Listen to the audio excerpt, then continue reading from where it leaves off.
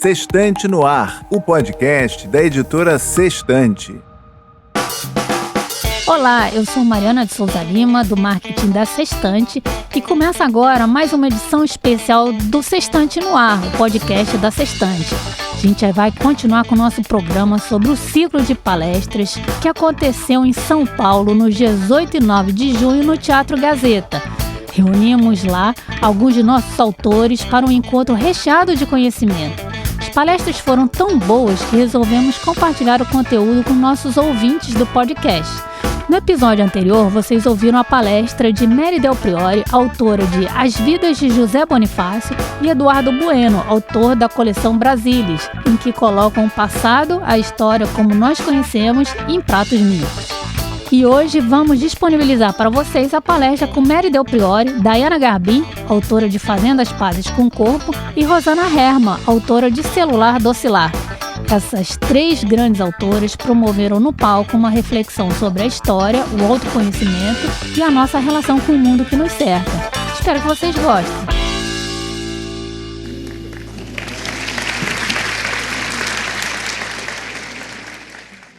Oi?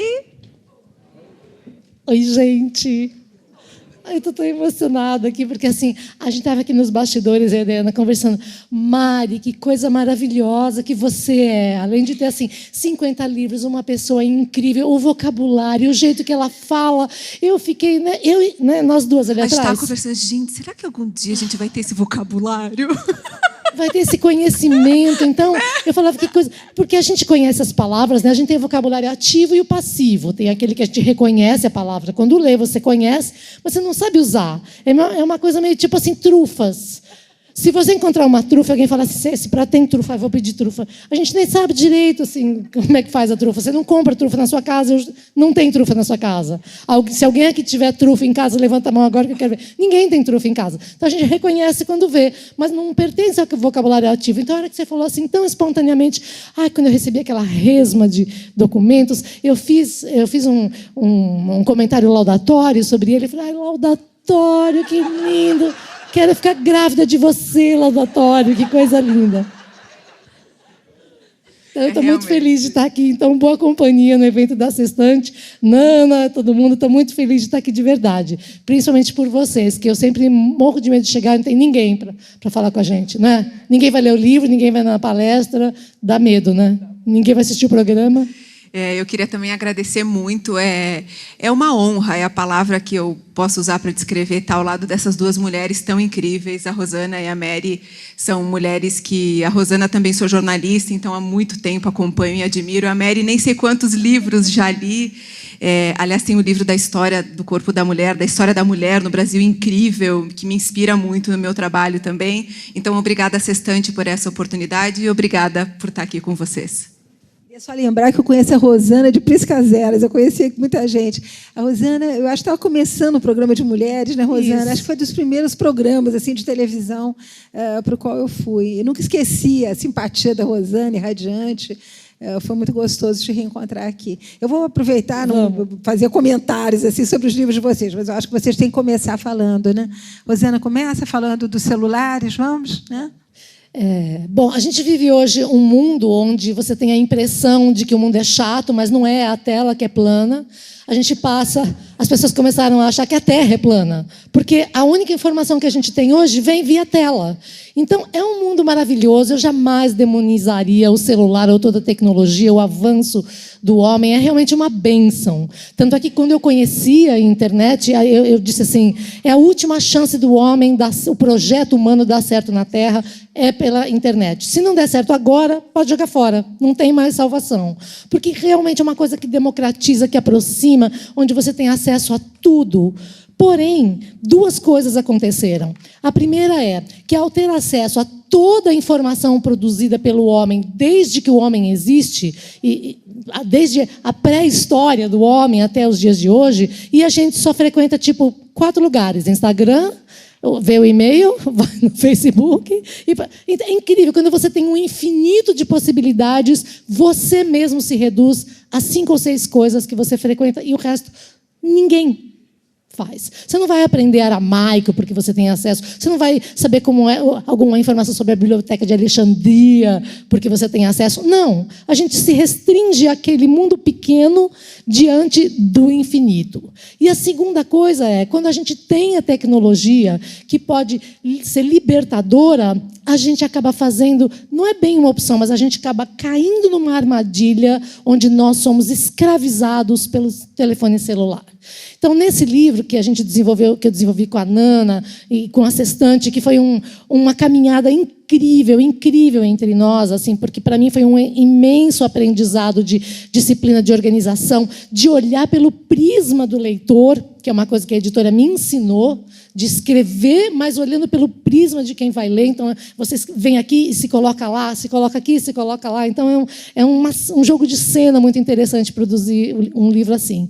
Então, quando a gente tem essa possibilidade, essa ferramenta, a gente cai no algoritmo que é feito para nos viciar. Então, tem uma palavra que hoje está muito em voga. Eu ia falar moda, mas eu falei voga porque é mais chique. Eu já estou fazendo escolhas aqui mentais aqui para ficar merecedora da Mary. Então, uma palavra que está muito em voga é vulnerabilidade, que todo mundo fala da Brené Brown, que tem aquela palestra do TED, agora ela vai para o Netflix, falando sobre vulnerabilidade, mostrando a vulnerabilidade humana. Acontece que toda vez que você ouve falar em hacker, é porque ele achou uma vulnerabilidade no sistema. Então, é a história das fraquezas. Todos os hackers trabalham com fraquezas de sistema. Todas as guerras são perdidas pelas fraquezas do exército. Então, a história é construída, as vitórias durante a história só acontecem por causa das fraquezas e das vulnerabilidades que são descobertas. Pois nós fomos hackeados como seres humanos por todas as pessoas que durante anos estudam maneiras de nos tornar o máximo possível viciados nessas plataformas onde a gente realmente passa a maior parte do tempo. Essas vulnerabilidades, elas vêm desde a vaidade, a vontade da gente ser amado, a vontade de ter aprovação, o desejo de fazer sucesso, até as vulnerabilidades realmente neurológicas, cerebrais, que nós temos. Então, no livro, eu, inclusive, conto assim, de uma maneira um pouco bem popular, assim, desde Skinner, assim, como que a gente descobriu a vulnerabilidade do sistema de recompensa do nosso cérebro, que faz com que a gente queira mais, queira mais, queira mais. A mesma coisa que prende a pessoa em Las Vegas. Não, mas agora eu vou conseguir, agora eu vou puxar, agora vai dar 3 cerejas, agora é só mais um pouquinho. E a pessoa passa horas lá, somos nós.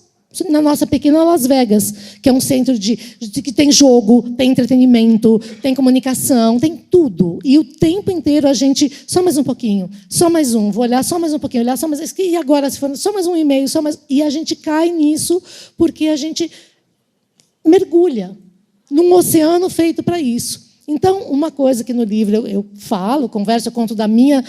como eu caí no mundo do vício, jogando Pokémon. Você vê que, pela minha idade, eu sou muito target. Eu fiz muitos amigos de 8 anos de idade nas praças aqui em São Paulo. Um dia eu falei para o meu marido, eu fiz 2 amigos novos no Parque Buenos Aires. Ele disse, como assim 2 amigos? Eu falei, um tinha 12 e outro tinha 8.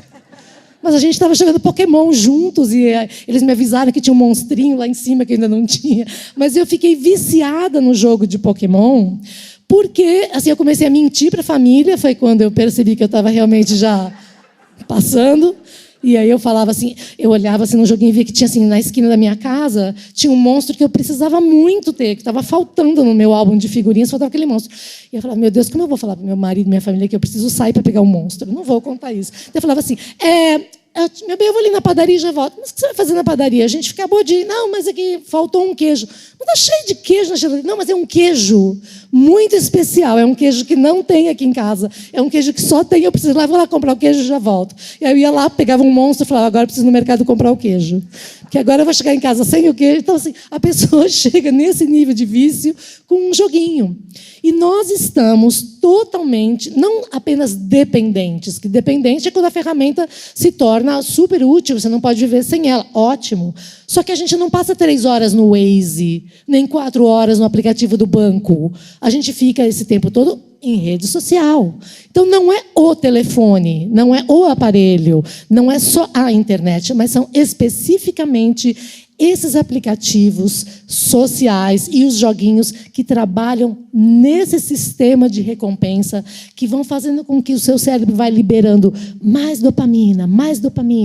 E é um vício onde a droga está dentro de você. Você mesmo sintetiza essas microdoses. E é atrás dessas microdoses que a gente vai o tempo inteiro e se perde. A gente se perde no infinito da timeline. Por isso que elas são projetadas para não terem fim. Os feeds não têm fim. Você vai, rola, e se você bobear, você fica lá o resto da vida. Você não tem fim. Você não tem controle e o feed não tem fim. Então, é a festa do caqui do vício. Você não larga mais o celular. Então, para não ficar uma coisa acusatória, o livro conta como surgiu o celular, como a gente chegou nesse patamar e, a partir disso, como a gente pode perceber e começar a tomar alguma atitude no sentido de resgatar o seu bem-estar digital. Porque a gente chegou num momento civilizatório em que as pessoas têm um personal stylist, porque não sabem se vestir, tem nutricionista, porque a gente não sabe comer, a gente não sabe fazer mais o básico, não sabe dormir. Os problemas são assim, gente, eu não consigo dormir, não consigo comer, não sei me vestir, não sei me portar. Então, o que a gente sabe? Parece que a gente não sabe mais o básico, e a gente não sabe se controlar também com o celular. Não sabe. São as nossas vulnerabilidades expostas e a gente, com amor, compaixão e carinho, consegue um ajudar o outro para a gente poder se livrar dessa armadilha. Nem que seja para a gente deixar um milho assim e ir atrás para sair do labirinto, porque o Minotauro vai nos pegar. Então, isso é mais ou menos o que está tratado. Assim, tem saída, viu, gente? Tem cura. Eu estou super curada. Eu não jogo mais Pokémon. Eu apaguei o aplicativo. Palmas para ela. Mas, olha, gente, esse assunto dela é tão... ela realmente trata com uma graça absolutamente indescritível, mas é um assunto tão sério que eu estava dizendo para a Rosana que os sociólogos franceses agora inventaram uma disciplina que chama-se uso das sociabilidades do telefone celular. É impressionante, virou uma disciplina dentro da Faculdade de Sociologia. E um deles, inclusive, dá uma definição que eu achei ótima do que seria o celular. É uma maneira de estar só, estando na multidão. Você fala com todo mundo. É uma maneira de estar presente, estando ausente. E eles analisam, inclusive, eu acho que o seu livro, de certa maneira, indiretamente fala disso também, quer dizer, o processo civilizatório e o uso do celular. Onde, como, quando desligar. Né? Porque eu me lembro que outro dia eu estava numa fila de aeroporto e tinha um senhor aos gritos falando no telefone atrás, e um outro senhor, quando ele terminou, virou-se: muito obrigada por ter me deixado participar da sua conversa. Quer dizer, nós vivemos um pouco isso, né? Das pessoas que não conseguem calar a boca. Eu acho que há pessoas que sofrem realmente de telefonite aguda, né? Inclusive você trata disso muito bem, e é muito interessante também como os sociólogos analisam os usos profissionais, quer dizer, eles distinguem o uso profissional do celular e o uso afetivo, pessoal, privativo, quer dizer, como o celular pode fazer parte desse universo afetivo amoroso, quando você fala com seus filhos, com seu companheiro, enfim, com seus amigos, e como, em termos de uso profissional, ele remete a uma espécie de funcionalidade urgente, e ele nos coloca numa chave que nós não conhecíamos, que é o da atenção constante, porque a gente está sempre ligado, se está fazendo um barulho ou não. Porque o ser humano não foi projetado para funcionar nem nessa velocidade, né? Porque a gente está falando de uma velocidade instantânea, assim, quase assim a velocidade da luz. Então, a gente não foi projetado para... Não é essa a nossa velocidade. E a gente não foi projetado para essa posição. Lembra no começo, quando surgiram os desktops, que falava assim, a gente punha aqueles, empilhava um monte de livro e falava, tem que deixar o monitor alto, na altura dos olhos. Depois, os escritórios fizeram uma coisa de acrílico horroroso, que era uma prateleira assim, horrorosa que a gente punha. Mas sempre tinha que botar o monitor alto. Né? Quando chegou o celular, acabou. Todo mundo assim, com um bulldog na nuca, porque você, né, nesse ângulo você fica com 15 quilos. Do futuro é a fisioterapia. Fisioterapia. Já li isso em vários locais. Porque E oftalmologia, porque as crianças estão ficando todas míopes por causa do celular. Então, nós não fomos projetados fisicamente. Talvez o ser humano vire um homo celulares. Já tem o Edson, né? Então, você se adapta... A gente viria um Edson celulares. E a gente se adapte, então, a a essa posição, essa velocidade, essa luz emanando da tela o tempo inteiro, mas a gente não está adaptado. Então, a gente se ressente, inclusive fisicamente, desse uso. E ele cria uma ansiedade porque o celular matou o ócio. O ócio criativo, o ócio das crianças que ficavam no carro na viagem. Falta muito para chegar, demora muito para chegar. E aí, o primeiro que achar um Fusca vermelho na estrada ganha 10 pontos. Alguém adivinha o que tem na estrada com P? Ah, poste, pombo. Lembra? Essas brincadeiras que a gente inventava quando era criança, porque a gente não tinha nada para fazer. Tinha tempo, tinha o ócio, e então criava coisas. Agora, as pessoas não conseguem ficar 30 segundos fazendo nada, contemplando, olhando.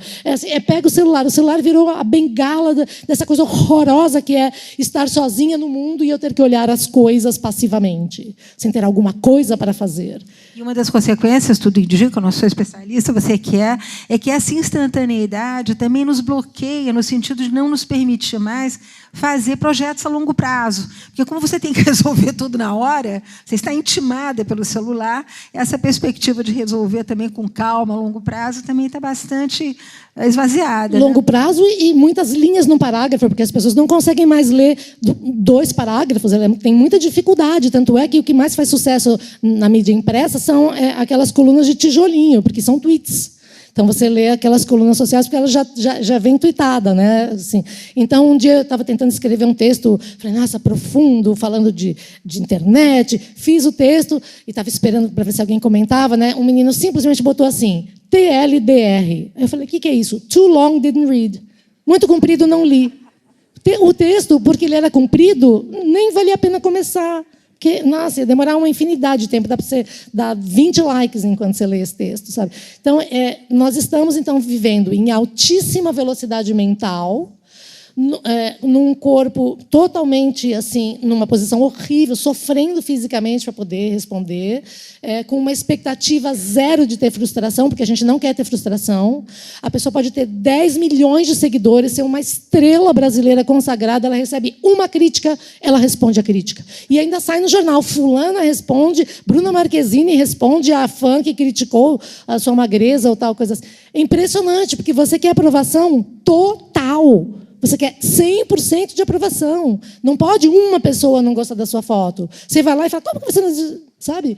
Então, é um mundo tão irreal que a melhor frase que eu ouvi, para resumir, foi uma menina que olhando assim, estava olhando o Instagram dela mesma e falou assim, sabe que olhando o meu próprio Instagram, eu tenho inveja dessa minha vida?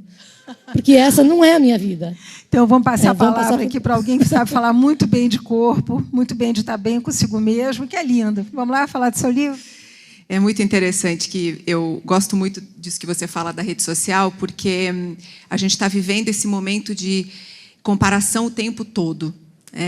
O problema que eu vejo, a gente adoece quando a gente passa tantas horas na rede social comparando o nosso corpo e a nossa vida com as outras pessoas. Essa fala que a Rosana trouxe para a gente, ela é tão importante porque a própria pessoa gostaria de ter a vida que ela aparenta ter na rede social. Isso é muito grave, porque a gente olha a vida dos outros e a gente sempre pensa, nossa, como ela é feliz, nossa, como com aquele corpo lindo ela tem a vida perfeita, nossa, como com aquele sucesso, com não sei quantos livros publicados, como eu queria ser feliz como ela. E a grande questão é que, na verdade, a gente nunca sabe a dor que tem dentro daquele ser humano. Por isso que eu gosto muito dos seus livros, que você traz uma outra visão da vida das pessoas, porque a gente nunca sabe de verdade. Quando a pessoa bota a cabeça no travesseiro, o que se passa ali, quando ela está em casa. E dentro do meu trabalho, esse é o meu livro, Fazendo as Pazes com o Corpo, eu falo especificamente do sofrimento com o corpo e a comida. Ele é um livro sobre transtornos alimentares, sobre quando uma pessoa desenvolve uma relação doentia com a comida e com a imagem corporal, com o corpo. E eu vejo que muitas mulheres, cada vez mais, estão completamente aprisionadas no próprio corpo e aprisionadas, por causa disso, na relação com a alimentação. E, infelizmente, me surpreende muito a quantidade de homens que começaram a me mandar mensagens também. Os homens também estão em sofrimento, eles não é tanto com o corpo, mas na relação com compulsão alimentar, por exemplo, a compulsão com a bebida, outros tipos de compulsões. Então, tudo isso que a gente está conversando aqui mostra como nós estamos desconectados da gente, né? Quando a gente se projeta tanto para fora, tanto para a rede social, a gente perde as relações humanas, a gente perde isso aqui que a gente está fazendo hoje, é uma coisa tão bonita, tão importante e cada vez mais inédita na nossa vida. Sentar para conversar, olhando no olho, tendo a oportunidade de fazer uma pergunta, de conhecer pessoas. Há quanto tempo vocês não participavam de um evento assim? Ou vocês não passavam algumas horas sem mexer no celular e sem comparar a vida de vocês com a vida do outro? Né? Isso que a gente está vivendo hoje é um pequeno episódio de felicidade que está ficando cada vez mais raro na nossa vida, porque nós estamos sempre em comparação. E sempre, me corrijam, por favor, se eu estiver falando besteira, sempre olhando muito só para o que a gente não tem. Então, nós estamos quase todos doentes, porque nos sentimos incapazes, inadequados, insuficientes, não temos o dinheiro que a gente deseja, o sucesso, a fama, as coisas materiais, talvez o amor idealizado, o corpo idealizado. E por esse caminho, infelizmente, muitas pessoas estão adoecendo, com o corpo, com a comida, ou com ansiedade, com depressão, né?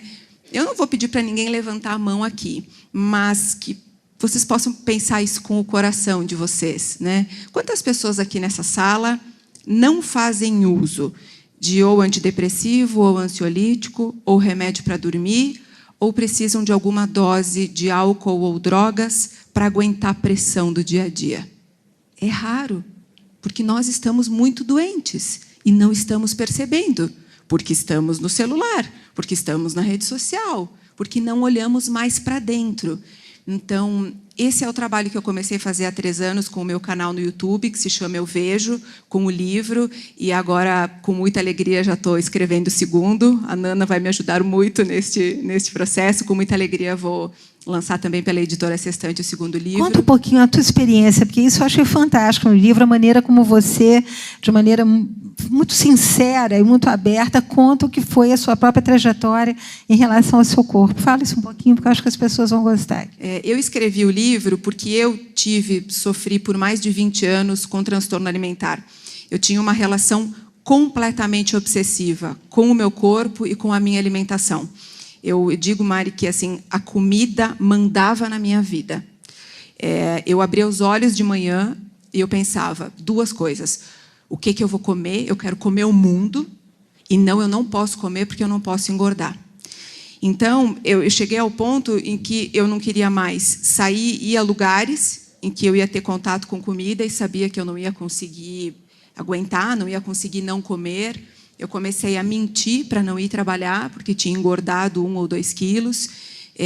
Eu já só me vestia de roupas que tapassem o corpo inteiro. Eu estava parando de viver de vergonha do meu corpo e da relação doentia com a comida. E vocês devem estar olhando e dizendo, mas não tem nada de errado neste corpo. O auge da minha doença, em que eu me sentia absolutamente doente, eu pesava no mínimo 10 quilos a menos do que hoje. Então, quanto mais magra eu ficava, mais doente eu ficava. E sempre o sofrimento muito grande, Mary, era a comparação, a sensação de inadequação, a sensação de incapacidade. E olha como, vou dividir uma coisa com vocês aqui, como isso é difícil da gente, a gente tem que estar sempre atenta, porque quando eu soube que eu ia vir para esse evento com vocês 2, eu fiquei tão insegura, porque eu disse, meu Deus, mas elas são tão inteligentes, elas têm, né, eu vou lá e eu vou ser uma topeira, e eu vou ter vergonha, e de novo a insegurança vem. Então, a gente sempre vai ter que se policiar para entender o nosso valor enquanto ser humano, enquanto mulher, as nossas capacidades, a nossa inteligência, porque a gente tem uma lente de aumento muito grande, porque a gente considera nossos defeitos e nossas Quero dar depoimento de leitora do seu livro. Ai, por favor. Depoimento de leitora. Eu chorei numa parte assim, que me tocou muito, porque eu acho que é o simbólico, é a sinceridade, a verdade e o simbólico da coisa, quando você ia casar. Porque as mulheres sofrem tanta pressão, e que a coisa que a gente ouve, gente, pelo amor de Deus, é verdade, não vamos mentir para nós mesmos. Vai no casamento nosso, tem que emagrecer para caber no vestido, preciso emagrecer, que eu vou ser madrinha. Quanta gente fala assim, eu vim aqui fazer dieta, por quê? Porque eu vou ser madrinha. Eu vou ser madrinha madrinha exige que você diminua 2 números do seu manequim. Tudo por quê? Porque vai ficar eternizado naquela foto. E na foto ali vai ficar, então, naquela foto. Então a pessoa para de comer, para de respirar, põe um espartilho. É para sair assim na foto, né? Mas assim, o casamento é um momento muito que é para ser um só na vida, né? Assim, então todo mundo que está lindo na foto. A hora que você falou que você foi comprar o seu vestido de noiva, não queria comprar branco, porque branco ia parecer mais gorda, que você ia comprar um número menor com a esperança de caber naquele vestido quando chegasse o casamento. O sofrimento que foi você, o branco e o vestido para um dia que era para ser o dia mais feliz da sua vida. E você foi lá, comprou o vestido errado, trocou, aí comprou bege e salmão, e aí vendeu o vestido de salmão. Meu Deus, assim, era tanto sofrimento. Eu tinha vontade, eu gritava assim com o livro: vai lá, casa, seja feliz. Eu te empresto meu vestido. Eu gritava com o livro, assim: não faça isso. Aí a hora que você foi e casou e foi lindo e põe a foto de você feliz, eu falei: meu Deus, que coisa libertadora. Você conseguiu vencer aquilo. Mas você vê, é um inferno interior. Né? É um inferno interior. Mas ela escreve muitíssimo bem. E é uma doçura. Escreve muito bem, com muita graça, com muita doçura. E uma coisa que eu achei bacana também foi aquelas reações diante da vontade de comer e de se dar o prazer de comer. Aquela coisa do brigadeiro que você diz. A gente tem que estar bem para comer também as coisas que a gente gosta e não ficar se fustigando o tempo todo, se maltratando o tempo todo, não pode isso, não pode aquilo. Essa busca do equilíbrio para poder ter felicidade comendo também. Isso eu achei muito importante, esse aspecto positivo do livro. Eu me pergunto, em que momento virou um pecado você ir a uma festa de criança e não poder comer um brigadeiro? Em que momento virou um pecado, no domingo à noite, você dividir uma pizza com os seus amigos e tomar uma taça de vinho? Mas, Mary, o que eu gostaria que você contasse um pouquinho para a gente é isso tudo que eu estou contando, desse nosso aprisionamento das mulheres com o corpo, tem todo um contexto histórico que explica tudo isso, né? Porque nós fomos julgadas e trocadas como moeda pela forma do corpo há muito tempo. Não necessariamente, era outro corpo, né? Porque eu lembro que até o início do século XX, as cheinhas que davam que realmente estavam com tudo. Até os anos 50, uma mulher que não enchesse uma cama era uma desqualificada. Quer dizer, o negócio era você ter. Mas foi a Revolução dos anos 60, num passado mais recente, que trouxe a Twigg como modelo, e aquele modelo de modelo magra. Começou realmente, a Twigg foi o primeiro expoente da modelo magra, né? Mas assim, a história da tortura feminina em busca da beleza sempre existiu. Humberto Eco tem um livro que fala da história da beleza. As chinesas que tinham que ter o pé menor que 33, que mutilavam o pé, dobravam, amarravam o pé para o pé ficar pequeno. Que o pé pequeno era o símbolo de beleza feminina. E é incrível porque a anorexia, que hoje está tão na moda e que se discute tanto, durante séculos se encontrava nos conventos femininos. As freiras que não comiam, porque a ideia era desencarnar de vez. Quer dizer, se era para casar com Deus, com Nosso Senhor, então quanto mais rápido se morresse, melhor. As pessoas não comiam. E elas já estavam de branco, já estavam até de noiva. Era só... Não tinha problema. Tinha nem problema. Da nossa querida e linda amiga aqui.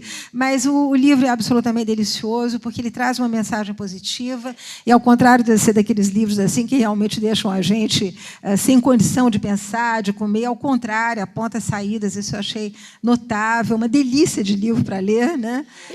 Ela estava falando de comparar, né, da gente se compara. E isso é uma das coisas que todo esse mundo de mensuração trouxe para a gente com os aplicativos de celular.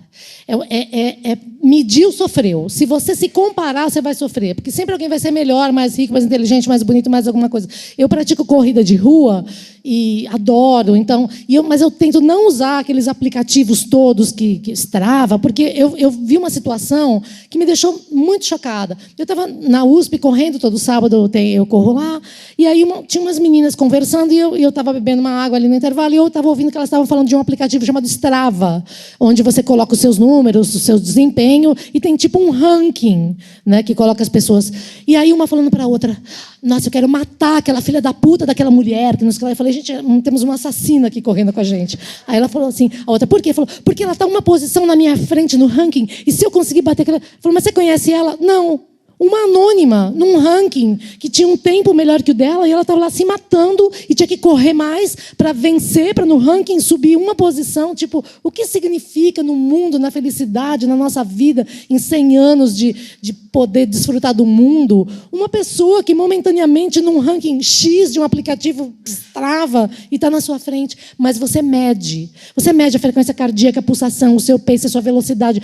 Tudo está medido. Se você conseguir trabalhar num âmbito normal, vai ser maravilhoso. Os aplicativos de saúde vão salvar nossas vidas. A gente vai poder controlar o colesterol. Eu conheci um médico que ele fez uma mágica para mim. Ele pegou o celular e falou: olha aqui, passou no braço assim, já sai o índice de glicose. Ele é diabético e ele troca um PET que tem aqui, uma agulha, que imediatamente mede o índice de glicose e salvou a vida dele, porque ele é ciclista montanhista e ele tinha que parar a bicicleta para tirar sangue do dedo, medir a glicose e ver se ele podia continuar sem entrar em coma. E ele simplesmente passa o celular e mede. Só que você não pode transformar esses aplicativos e esses números nesse inferno da comparação. Ai, porque vira coisa, o peso, sabe? Meu peso, o quanto eu estou medindo, minha cintura. Esses números, eles têm que ser para orientar a sua saúde, não para você enlouquecer em busca deles. Então, isso é sempre essa opção que a gente tem que fazer, entender a ferramenta e usá-la a seu favor o tempo inteiro, não se deixar levar. Porque eu falei, é como um martelo. O martelo é uma ferramenta.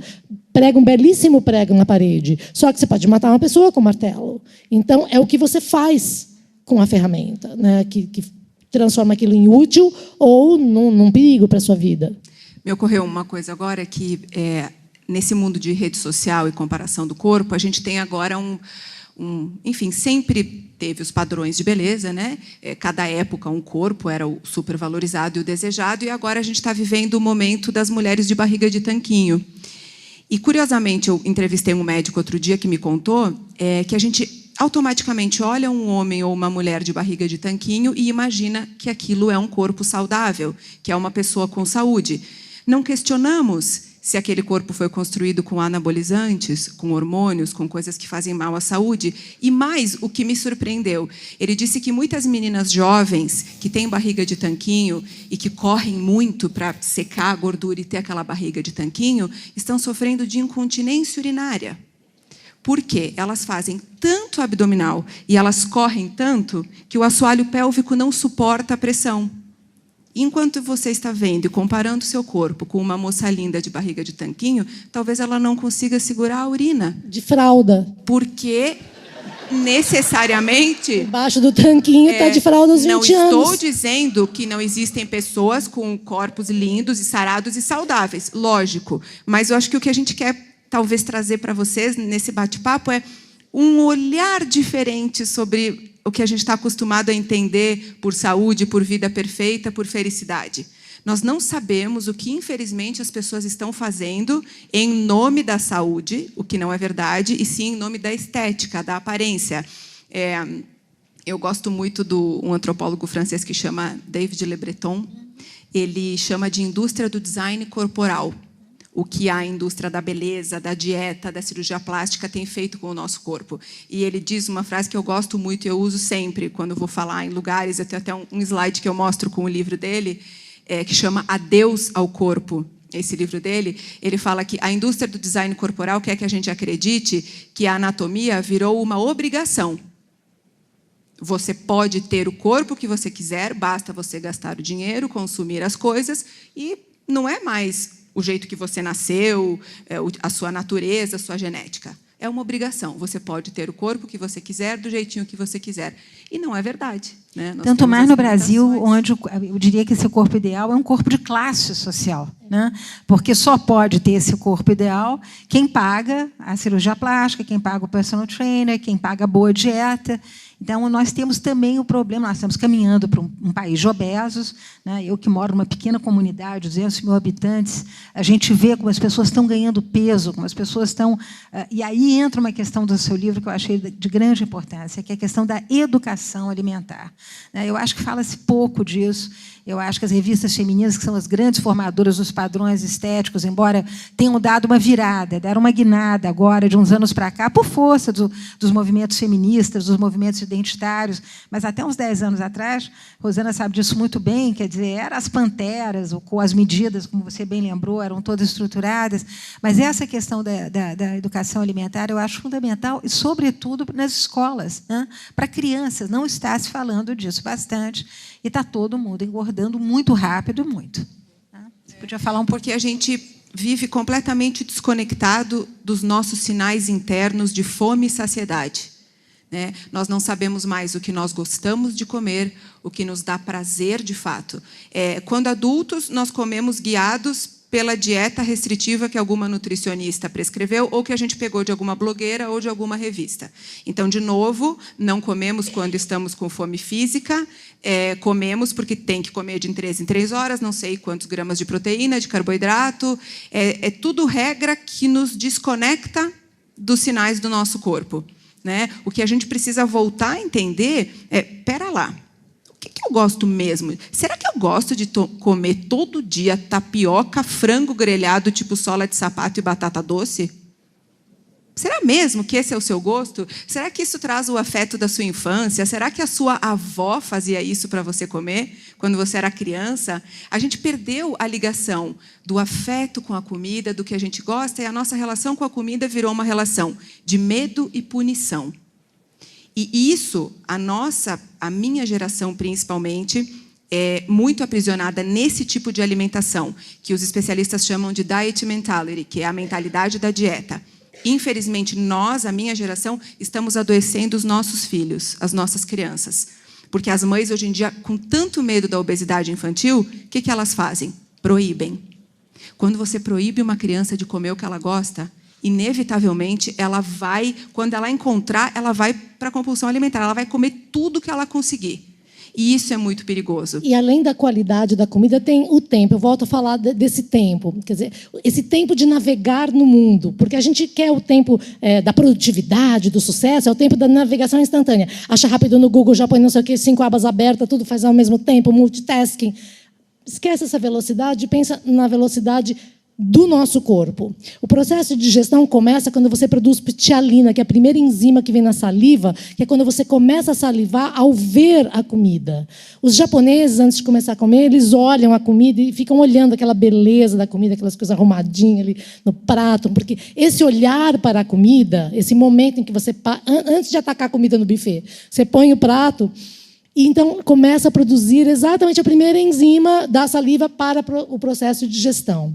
Aí tem a mastigação, que é como que a gente já nem mastiga mais, a gente engole a comida. Fora fast food, que é uma comida que já vem mastigada, só você engole.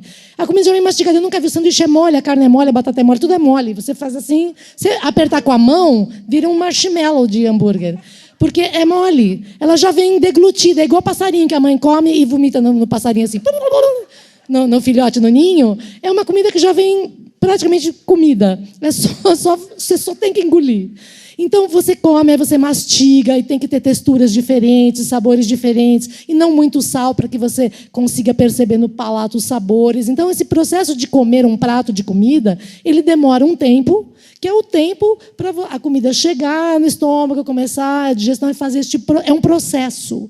Mas a gente, nesse mundo das telas, acha que não tem processo. Clicou, foi, pim, pum. A gente acha que é instantâneo. Não é instantâneo. Eu vejo gente comendo, outro dia estava no shopping, vi uma menina comendo, ela botou no meu tempo chamava tigela, caçamba, agora chama bowl. É muito difícil você conseguir pronunciar B-O-W-L e falar bowl direito. Gente, é uma tigela, né? É isso aí. Então, uma tigela de comida lá, ela botou aqui, botou o celular aqui e vai comendo assim. E mexendo no celular. Ela não olhou. Eu tinha vontade de jogar papel, meu chaveiro, pedaço de unha. E os casais nos restaurantes que cada um come sem olhar para o outro. Pois é. Eu falei, gente, se tiver um bicho, se cair um pedaço de gesso do shopping na salada, ela come. E perceba, ela não está olhando. Exato, e perceba que, quando você se alimenta olhando no celular, você está completamente desconectado. Totalmente. Você não está sentindo o gosto, Nada. não está sentindo o cheiro, não está sentindo a textura. Você não sabe nada. se você comeu. Eu tinha vontade de, na hora que ela estava dando uns likes, eu falei, sabe o que eu vou fazer? Eu vou comprar mais outra salada e vou pôr no lugar, e vou ficar trocando. Ela vai comer 5 saladas, vamos ver quando que ela vai perceber que esse prato não acaba. É impressionante. Então, a pessoa não coloca... Então, isso é isso. Quando a gente está tão conectado na rede e totalmente desconectado de você mesmo, do seu corpo, do seu desejo. As pessoas não sabem responder a pergunta mais simples, que é, se você pudesse ser qualquer coisa, o que você queria ser? Ai, gente, agora você me pegou. Agora eu não sei. Tá bom, se você quisesse ir para qualquer lugar do mundo, onde você iria? Eu ia... Ai, gente, agora você me pegou. Gente... Essa pessoa está pega por qualquer um que faz uma pergunta, ela não sabe nada sobre ela mesma. O que aconteceu com o processo civilizatório desde a Grécia Antiga, onde tinha um templo escrito conhece-te a ti mesmo, que era a regra número 1. Era o tweet 0 ali, é a primeira coisa, você se conhecer. Saber quem você é, o que você faz no mundo, qual é o seu propósito, o que você gosta. E veja que a gente começa a estragar a alimentação das crianças desde muito cedo. Porque hoje em dia, o que você faz para uma criança parar de chorar? Você soca o celular nela. E onde a gente for, a gente vai ver as mães alimentando as crianças. A criança não está olhando, ela está olhando o celular. A criança também não sabe... Não está entendendo nada, não sabe se comeu o suficiente, porque ela não está conectada. E aí a gente força a criança a comer mais sem respeitar a fome dela. Então, a desconexão com a alimentação começa assim, desde muito cedo. Claro, gente, não estou julgando ninguém, porque eu ainda não tenho filhos e tenho certeza que em algum momento da minha vida eu vou fazer isso, porque deve ser muito difícil atender a demanda. Então, claro, como a Rosana falou, a tecnologia é maravilhosa, ela traz coisas ótimas. Você poder oferecer um iPad no momento que uma criança está chorando, não é que a gente quer demonizar, mas o tempo todo, se todas as refeições o seu filho fizer diante de um tablet, ou de um iPhone, ou da televisão, sem se conectar com o alimento, a chance dessa criança desenvolver obesidade infantil ou algum distúrbio alimentar é imenso. E nós mesmos. Quanto mais desconectados da nossa alimentação, pior vai ficar a nossa relação com a comida. E você falou da Organização Mundial de Saúde, em tese, pelos pediatras hoje, claro que essas coisas mudam, porque a tecnologia é nova para todo mundo, né? Mas, assim, até os 2 anos de idade, você não deveria dar, em nenhum momento, uma tela iluminada para uma criança. Até os 2 anos. Depois, é tipo 1 hora por dia. Assim, Bill Gates só foi dar celular para os filhos com 14 anos. Assim, os grandes nomes do Silicon Valley só deram celular para os filhos tardiamente. Porque... Rosana, parece que tem lugares que são luxuosos para férias, onde, digamos, o luxo é não ter conexão. Exatamente. Né? No Caribe, por exemplo. Eu fui fazer um detox digital. Paga para um lugar caríssimo onde não haja conexão. Exatamente. Eu fui fazer um detox digital, até por conta do livro. Eu queria passar pela experiência, estava totalmente viciada, eu e meu jogo de Pokémon. E aí meu marido queria fazer meditação, e a gente falou, então vamos para um lugar fazer uma meditação de 1 semana, desconectado, que você desliga o celular e entrega sem mesmo, para ver. Parece uma bobagem falar, ai, gente, né, problemas de primeiro mundo. Mas quem é que fica 1 semana sem o celular aqui? Só quem não tem, porque quem tem, em 1 semana usa. Né? Porque a pessoa acaba usando mesmo. Então, peguei, deixei o celular lá, e aí, no primeiro dia... eu só pensava em tudo que eu podia estar fazendo e sabendo com o celular sem ele. Então, a gente acordou, sei lá, 4h30 da manhã, escuro, entrei numa van, eu fui para Phuket, na Tailândia, eu falava, gente, eu não posso nem olhar no mapa onde é que eu estou. Não dá para olhar no Google Maps para saber onde é que está indo essa van. Tem que confiar nesse motorista, porque eu não sei o nome dele, não sei falar com ele. Não sei para onde ele está me levando, não sei onde é que eu estou. E aí eu ficava, eu vou olhar essa placa, se eu pudesse fotografar essa placa para eu olhar depois, mas eu não posso fotografar a placa. E assim, eu só ficava pensando em tudo que eu estava perdendo de possibilidades. Eu não podia falar com ninguém, não podia reclamar, não podia traduzir, não podia nada. Aí a hora que a van para, então, eu estava me submetendo àquela gente, entendeu? A hora que a van para, abre a porta, tem que descer, igual o cachorrinho do pet shop, abre a porta e desce. Aí eu desci, falei, tá bom. Aí a hora que eu olhei, o amanhecer mais lindo da minha vida. Aí eu falei, eu estou na Tailândia, eu estou em Phuket, olha esse amanhecer, meu Deus, eu não posso tirar uma foto para pôr no Instagram. Em vez de pensar na bênção, sabe aquela hashtag gratidão? Gratidão, Deus, por estar aqui. vendo o amanhecer mais lindo do mundo e não poder fotografar. Mas você fala, mas o que adianta? A fotografia vai passar. Depois entra no Google Images e bota lá, amanhecer por quê? Deve ter 3 milhões. Né? E aí eu fui lentamente, sim, deixando para lá. Demorei umas 24 horas a 48 horas para estar lá. Eu não conseguia estar lá. Porque quando você leva seu celular e seus amigos, você leva a sua vida para a viagem. Você não está lá. Você não está lá. Você está em outro universo paralelo, dentro da sua rede social. Por isso que o livro chama Celular Doce Lar. Porque a gente está morando nesse lugar, nesse mundo. A gente criou um mundo paralelo, uma realidade alternativa, onde a gente vive, a gente viaja e leva ela junto. Eu deixei, aí eu comecei a entender e olhar as pessoas. Aí eu estava meditando na beira do mar lá, e aí eu terminei de meditar, falei, nossa, consegui meditar, que coisa boa. E aí eu vi que tinha assim, eu estava rodeada de formigas, eu estava sendo atacada por formigas. Aí na hora eu levantei e comecei assim, ai, formigas, formigas. Aí a moça falava assim, não mata, não mata, elas são vida, elas são vida. Que eles são budistas todos, né, na Tailândia, e a formiga é uma vida, você não pode matar uma vida. E aí ela falava assim, I'm sorry, don't kill the ants, não mata as formigas. E aí eu fiquei tão mal que eu falei, gente, eu matei umas 1000 formigas, eu sou a pior pessoa da Tailândia.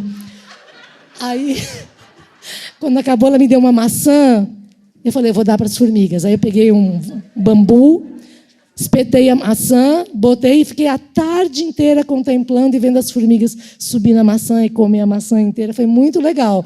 Pelo menos eu, né, tentei fazer uma oferenda. Foi o que eu pude fazer, mas consegui viver lá, estar lá, sem celular. E aí, no último dia... Com formigas.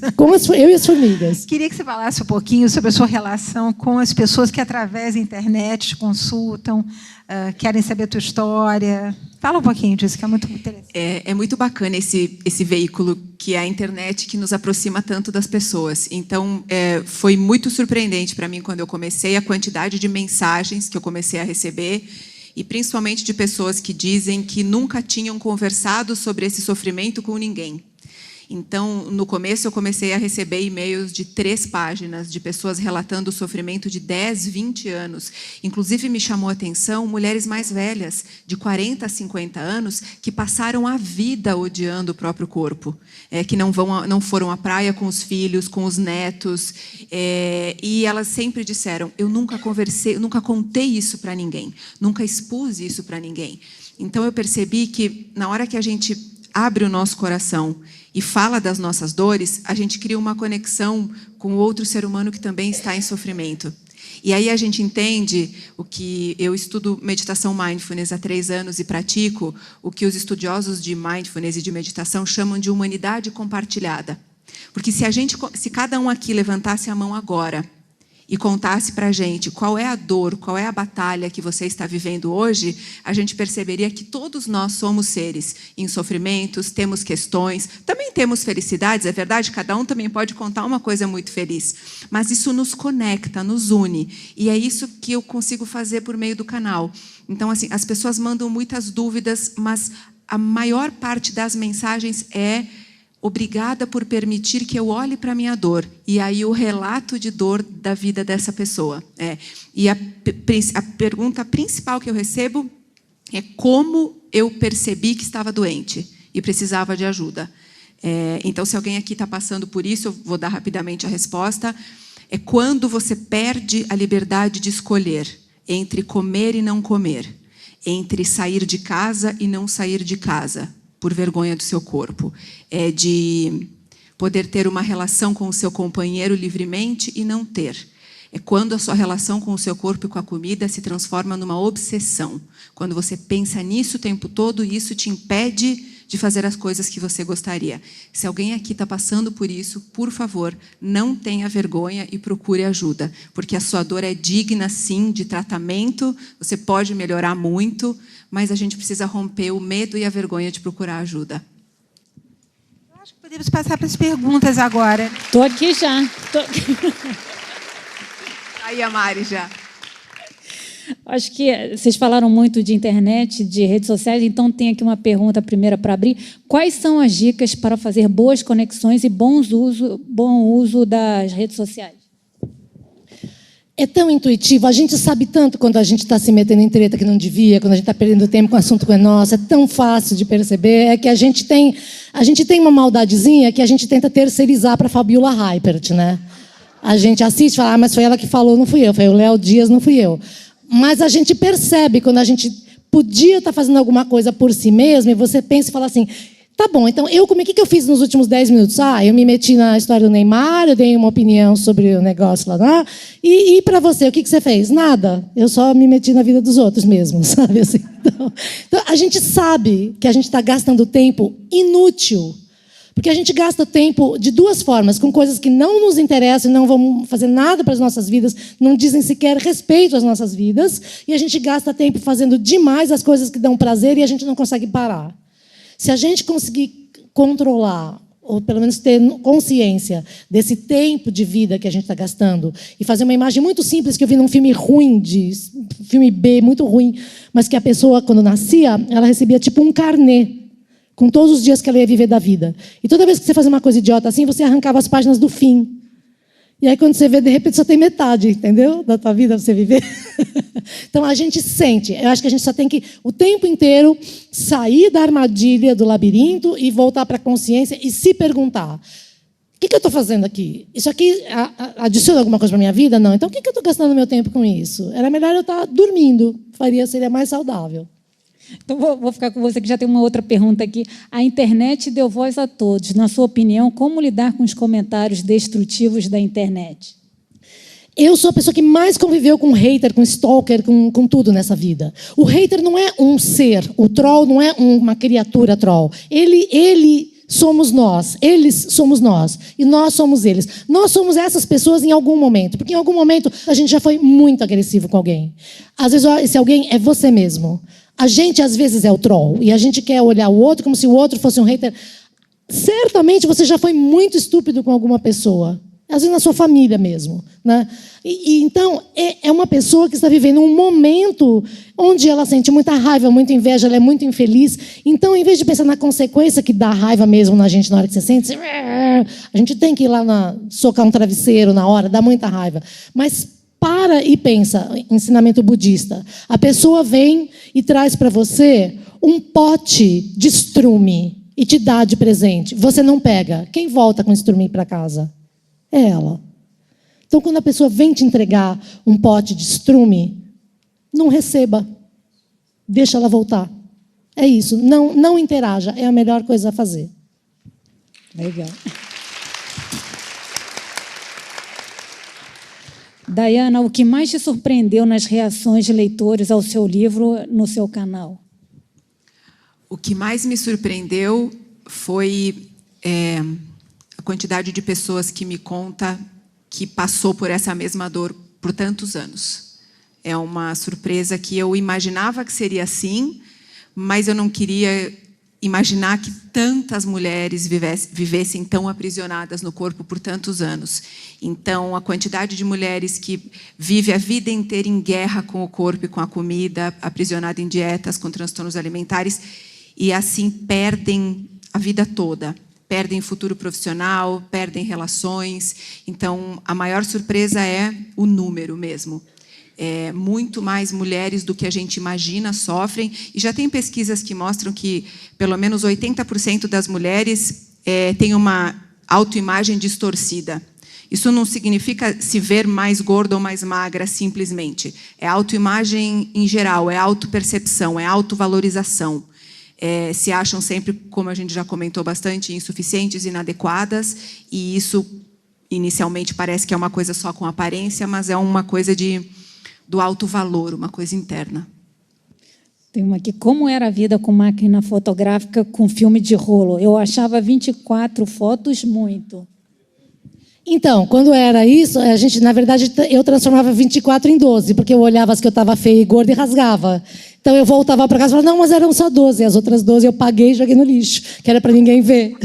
Isso é essa a diferença. A gente hoje tem um aplicativo para cada coisa que a gente precisa. Aquela famosa frase, there's an app for that. Para qualquer coisa, a gente tem um aplicativo. E era uma coisa mecânica. Mas como você mesmo estava conversando com Peninha, o movimento histórico ele é pendular, agora as coisas que são mecânicas são vintage. Aí as pessoas querem fazer filtro Lomo para parecer antigo, querem usar máquina fotográfica porque agora é cool. Então, às vezes esse excesso te leva pendularmente para um outro lado, onde as pessoas querem fazer alguma coisa um pouco mais analógica. E eu acho que sim, o analógico pode conviver com o digital, porque o analógico tem uma beleza, não é só assim, o aparelho, não. Raciocina comigo. O que quer dizer analógico? É fazer uma analogia. Por exemplo, 3 horas. 3 horas, você pensa, um ponteiro aqui no 12 e um ponteiro... Mas um ponteiro no 12 e um ponteiro no 3, isso só é 3 horas porque alguém te ensinou. Assim, isso é uma analogia. Porque se não tiver nenhum número num relógio, você também consegue ler as horas. Você vê um relógio, não tem nenhum número, tem só um ponteiro aqui e um aqui. Você fala 3:15, você consegue ler. É uma analogia entre uma posição dos ponteiros e um resultado. O digital não tem analogia. Você olha e está lá escrito 6:07, 2:15, 4:30. Não tem nada para raciocinar. Já vem pronto, você é passivo. Então, o digital transforma você numa pessoa passiva e com menos nível de raciocínio. E a analogia te leva para um outro mundo de possibilidades. O Paulo Bonfim tinha uma frase linda de um poema que diz: à meia-noite os ponteiros se amam. Mas só... Não é lindo? No escuro da noite, à meia-noite, os ponteiros se amam. Mas só no relógio digital, analógico. No relógio digital não tem amor à meia-noite. É só 1200. Podia ser meio-dia. Não tem graça. Tem uma pergunta aqui meio grande, eu vou dar uma resumida. Como nos desprender do celular a partir do momento que vocês expuseram para não dar o celular ao filho, assim como o Bill Gates Jr.? É como se saíssemos da ilha para ver a ilha e dominá-la? Não é que você vai proibir seu filho de estar num mundo onde todos os outros estão, que o coleguinha tem, o outro tem. Não é assim. É você não dar para ele assim a concessão total. É você poder ver junto, poder curtir uma coisa. Porque o cérebro da criança ele ainda está sendo moldado. Se a gente sabe que já é adulto, mas mesmo assim tem um cérebro plástico que se adapta rapidamente e vicia, imagina a criança que ainda está em formação. Né? Aonde vai o mundo da imaginação, onde todas as imagens já estão em ação num vídeo? Então não resta nada para você criar ou imaginar. A melhor coisa do mundo é você ler história, é você ler um livro quando a criança não sabe ler. E ler para ela, porque é aí que ela forma, faz as imagens, ela cria. Entende? Você está roubando a imaginação e a criatividade de uma criança. E ela vai virar um legume passivo que só sabe assistir vídeo pronto. Exatamente. Depois você rega seu filho. Dayana, como você descobriu que o seu problema é uma doença e não uma frescura? Ótima pergunta. Porque eu achei por muitos anos que era frescura. Quando eu fui ao psiquiatra, quando eu percebi que eu já não estava mais querendo sair de casa, como eu já contei para vocês, eu falei, está fora de controle, eu preciso de ajuda. Aí eu comecei a fazer terapia, porque eu pensei que psiquiatra era coisa para louco. Falei, imagina, não sou louca, não vou no psiquiatra. E aí eu falei, não, mas uma psicóloga, quem sabe, pode me ajudar. Aí eu comecei a fazer terapia. Depois de 1 ano de terapia, a gente percebeu que a coisa era muito mais séria do que a gente pensou e ela me encaminhou. Ela disse, eu acho que você precisa ver um psiquiatra, porque eu acho que a gente vai precisar de ajuda de medicamento para te ajudar. Aí eu comecei a ir ao psiquiatra, comecei a tomar antidepressivo para controlar a ansiedade e fiz todo o tratamento. Fiz tratamento durante 3 anos e agora, em julho, eu completo 1 ano sem medicamento. Então, eu estou muito feliz. Continuo fazendo terapia. Imagina! Continuo fazendo terapia, lógico, continuo na nutricionista, porque ainda é difícil para mim a relação fome e saciedade. Eu tomei remédio para emagrecer por tantos anos e fiquei tantos anos forçando para não comer ou comendo demais que eu ainda não sei direito reconhecer a fome física e quando eu comi o suficiente. Então, continuo nessa etapa do tratamento. Então, a gente não pode ter pressa, porque dores que acompanham a gente por 10, 20 anos não vão embora rapidamente. Eu acho que tem aqui uma que é para as 3.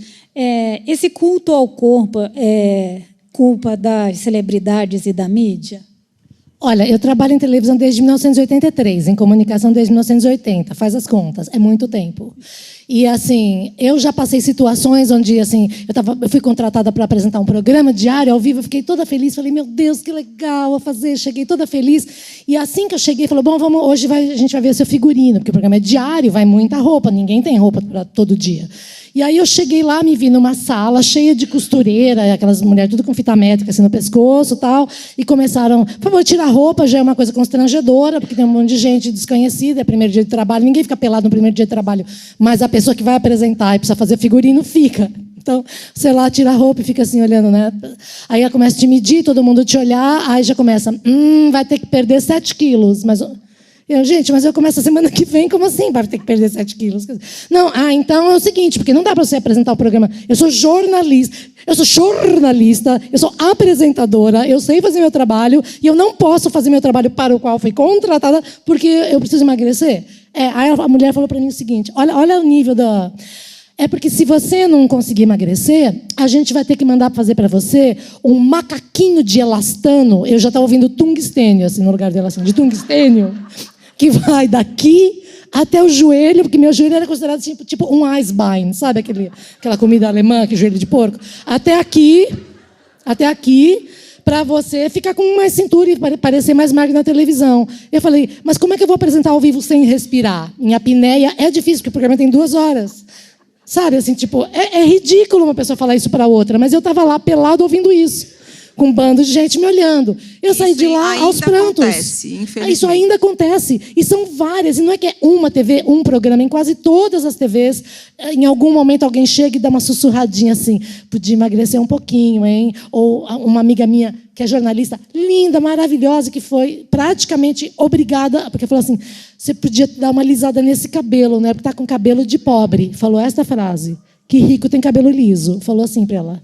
Desse jeito. Então, existe uma indústria, existe. Agora, o povo está obrigando a quebrar e as marcas estão botando nos comerciais. Mas, gente, 51% da população é negra, todo mundo é branco, na televisão, nos comerciais. Agora que a gente está conseguindo isso. Agora, isso é uma batalha que a gente está conseguindo em relação a tudo. Não é? É absurdo isso, a não representatividade que a gente tem no Brasil. Você procura no plano de saúde, preciso de um ginecologista, vai lá no plano de saúde.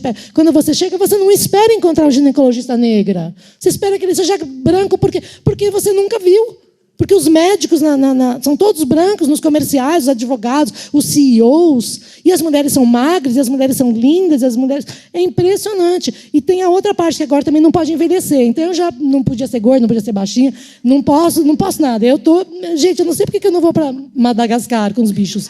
Porque... Teve um dia que eu ganhei um prêmio. A pessoa me ligou para fazer uma entrevista, contei isso para você. Me ligou, que legal, você ganhou o prêmio, parabéns, uma entrevista inteira. E quando é que sai a matéria? Vamos ver se sai esse fim de semana, né? Mas me fala uma coisa, quantos anos você tem? Eu respondi, silêncio. Aí a moça falou, então, qualquer coisa eu te ligo. Eu falei, como assim? Você está falando comigo numa ligação, nós estamos ao telefone. Você me liga por quê? Assim, a matéria não saiu e ela não mencionou meu prêmio. Por quê? Porque era um prêmio de internet. E, gente, internet é coisa de jovem, né? Que uma pessoa velha como eu vai ganhar um prêmio de internet? Não, né? Vamos ligar para o segundo lugar. Mas você é @Rosana, né? Assim, não. Chupa a sociedade.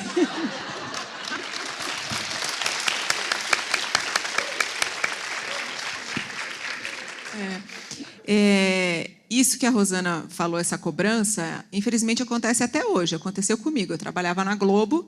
No meu primeiro ano na TV Globo, de fato, eu morava com os meus pais, vim morar sozinha em São Paulo, uma empresa, o sonho, né, trabalhar na Globo. De fato, no primeiro ano na emissora, eu engordei um pouco.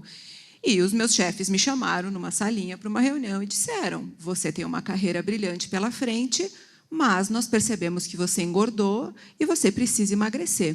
Na verdade, a frase foi, você precisa fazer as pazes com a balança. Talvez por isso o título do meu livro é Fazendo as Pazes com o Corpo. Então, infelizmente, acontece isso. Isso aconteceu com várias colegas minhas, acontece até hoje, em todas as emissoras. A gente viu recentemente, acho que no Irã, demitiram uma apresentadora por estar acima do peso. Há pouco tempo a gente viu na internet também uma moça que teria sido mandada embora por essa razão. E o que eu penso é que a gente perde profissionais maravilhosos quando a gente pauta a capacidade profissional de alguém, homem e mulher, pela aparência.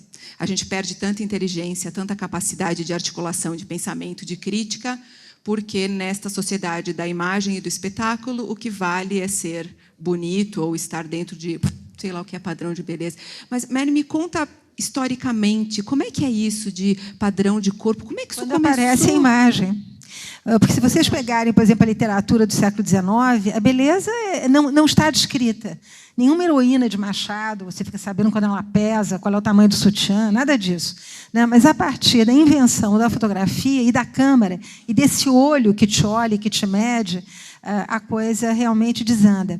E o agravante, uma vez eu fui chamada na Cláudia para fazer um encontro com jornalistas e fiquei muito desapontada, porque eu fiz uma crítica ferrenha às revistas femininas, e eu acho extremamente responsável. Agora houve uma mudança, como vocês bem lembraram, por pressão. Né? Mas até bem pouco tempo atrás, o padrão de beleza era um só, chegava janeiro, fevereiro, eram só como emagrecer, como perder quilos, achar o corpo ideal em uma semana, aquela coisa toda. Fui muito mal recebida nas críticas que fiz, mas as revistas femininas, durante décadas, insistiram em padrões de beleza para nós. Agora, todos somos livres para escolher. Né? Você diz uma coisa no livro que eu acho muito importante, que é importante você estar bem, você estar feliz. Né? Você achar o seu centro. A partir daí, você vai se relacionar, velha, moça, com cabelo assim, cabelo assado, da forma que for.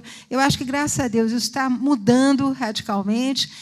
Eu não assisto novela, mas eu sei que volta e meia chama uma gordinha, porque eu já fiz até uma palestra com uma menina, enfim, acima do peso, vamos chamar assim, não sei nem qual é o nome politicamente correto para dar para uma obesa, mas, enfim, ela estava numa novela, e aí contou que tinha um blog das gordinhas de biquíni na praia. Enfim, eu acho que tudo isso está mudando, acho muito saudável.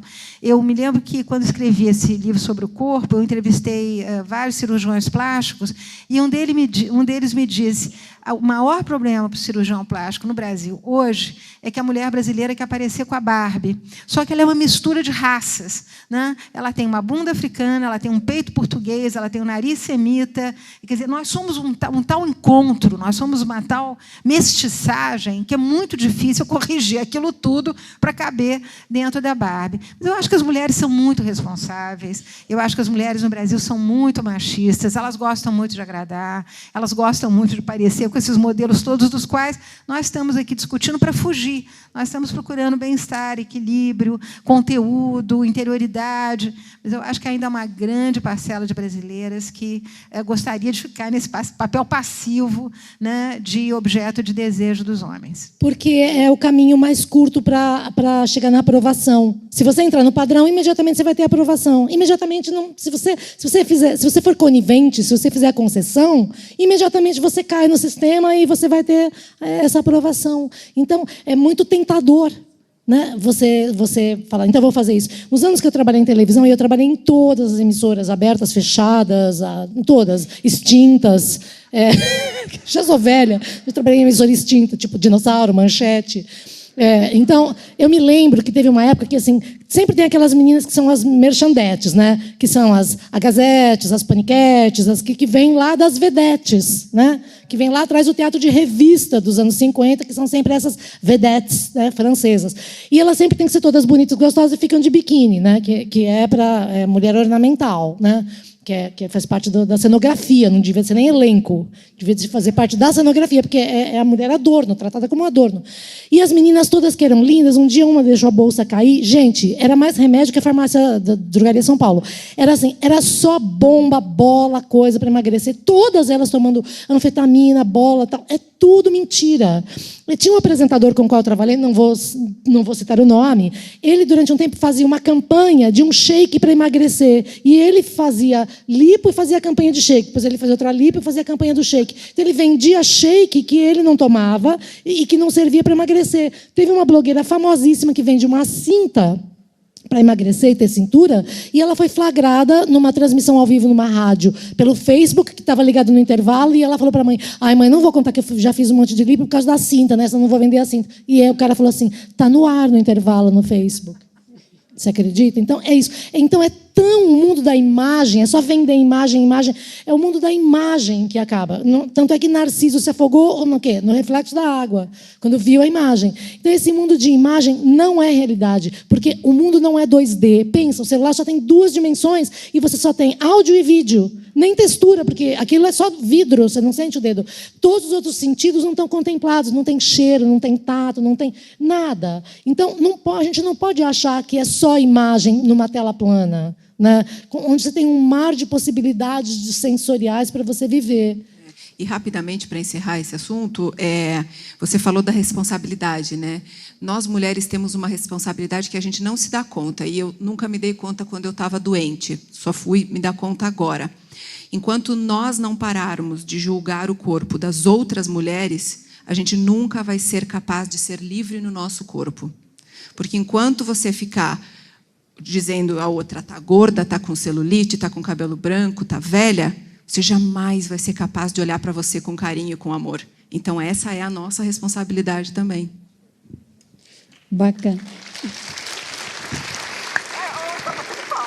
O pessoal começou tímido, aí chegaram muitas perguntas, infelizmente não vai dar para ler todas, mas aí vou acabar lendo aqui, parecem 2 depoimentos. Rosana, faltam jovens como você no Brasil atual, só te falta voltar a jogar Pokémon. Então, é uma declaração aí de amor para você. É uma tentação permanente. Assim, essa coisa eu resolvi vários problemas de celular, de Pokémon, de corpo, de coisas com corrida de rua. E eu ainda estou sob efeito da felicidade, porque domingo passado eu corri minha primeira maratona. Eu fui para Porto Alegre e corri 42,195 metros.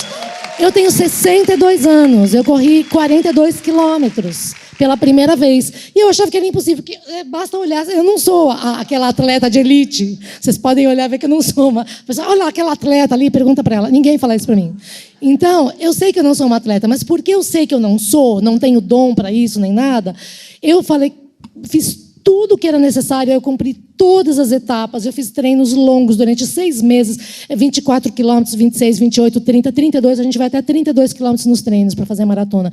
Eu acompanhei tudo, eu fiz tudo, eu falei, bom, então é o seguinte, eu fiz tudo, eu fui disciplinada, eu aprendi muita coisa nesse processo, porque requer muita disciplina, tudo que você come, dorme cedo, porque acorda muito cedo. E aí eu pensei, como é que eu vou fazer para vencer a minha insegurança? Porque eu tinha muito insegurança, falei, gente, eu vou até Porto Alegre, todo mundo sabe que eu não vou conseguir, vai ser uma frustração, eu vou passar vergonha, eu vou ter que chegar rolando de 4, de Uber, não sei. Mas eu tenho que cruzar aquela linha de chegada, porque vai ser uma vergonha. Então, aí eu achei um pensamento. Eu falei, é o seguinte, eu estou treinando há 6 meses, eu mereço ser premiada com uma medalha. Eu vou buscar a minha medalha. Só que puseram a bichinha a 42 quilômetros da largada. Eu vou lá correr atrás dela e eu vou chegar. Eu fiz uma maratona que eu não sabia que eu era capaz. Eu fiz cantando. Eu cheguei sorrindo nas fotos. Eu estou radiante. Eu sou um mar de dopamina. Estou toda feliz. Mas a gente consegue fazer alguma coisa libertadora para a gente. Coloca uma pequena meta. Vai caminhar 5 quilômetros. Também ganha medalha. A gente paga inscrição, ganha medalha. E aí é uma delícia você chegar em casa com uma banana e uma medalha. Porque eles dão uma banana também. É maravilhoso. Então, a gente tem que fazer coisas que dão prazer, aproveitar o mundo, sentir a coletividade. Porque quando você corre, é a tribo, é a manada, não é o gado, é a manada. Você vai junto, você sente a vibe do outro, os outros te empurram. Eu fiz uma meia maratona no Rio de Janeiro, que eu chorava de emoção, porque eu vi o dia amanhecer lá na Avenida Niemeyer, aquele Rio de Janeiro lindo, e quando a gente estava na serra, e eu corro com minha filha, é lindo, a gente tem muita memória, eu e ela, a gente correu a maratona juntas. Quando a gente estava lá no alto da serra, no Rio, assim, correndo, começaram a passar os pais com as crianças em cadeiras de roda, ou porque elas têm algum problema físico, ou às vezes mental, e elas então vão... E aquelas famílias guerreiras, correndo, empurrando crianças em cadeiras de roda, você chora e fala, obrigada a Deus, sabe assim, obrigada que a gente está aqui junto, que a gente está vivo. Isso é sentir, isso não é tela, isso não é imagem, isso é emoção humana. Então, é a humanidade que vai nos reconectar e nos salvar. Por isso, assim, eu fui num congresso agora que fala sobre democracia online, e sabe o que era o tema lá? A gente tem que se abraçar, a gente tem que se encontrar. Se sentir humano, sentir a dimensão humana. Porque a vida não acontece no digital, é só uma ferramenta.